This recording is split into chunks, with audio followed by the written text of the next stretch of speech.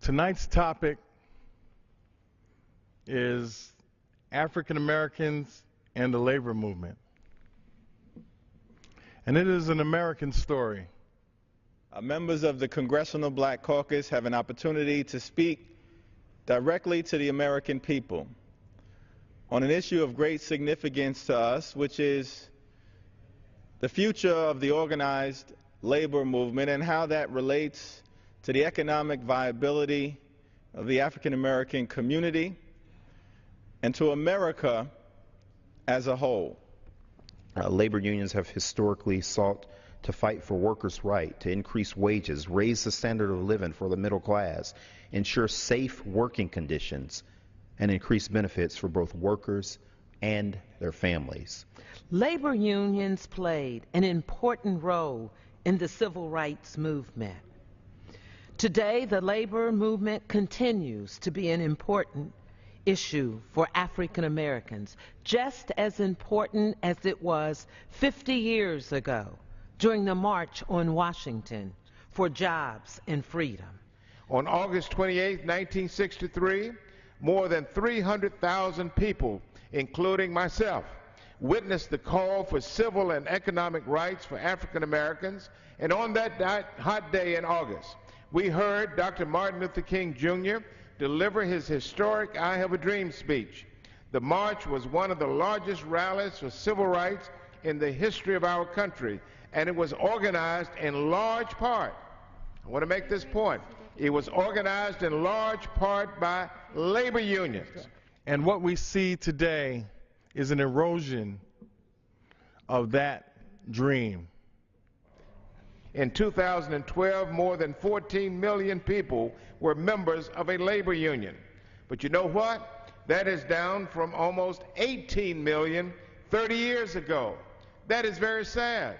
Why is that? That there are some forces out here in the country determined to crush the ability of the American worker to organize and fight collectively for a decent way of life. Perhaps most damaging have been the onslaught of disgraceful anti-union policies that we have seen on television, sadly seen on television, that have been signed into law in states all across the country. We got a lot of reasons to be thankful to organized labor.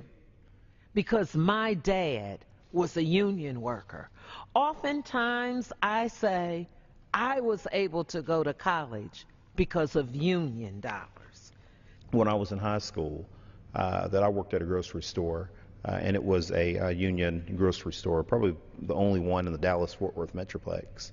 And I remember that you know, we had benefits, we had time and a half, we were paid extra on holidays. We were young people, but we were allowed to make a little extra money. It wasn't, no one certainly got rich off of it, but at least when we were working extra on those days that people would normally have off, when we worked those extra hours during the summer and when school was out, we were compensated for it, and compensated for it fairly, and really proud of that.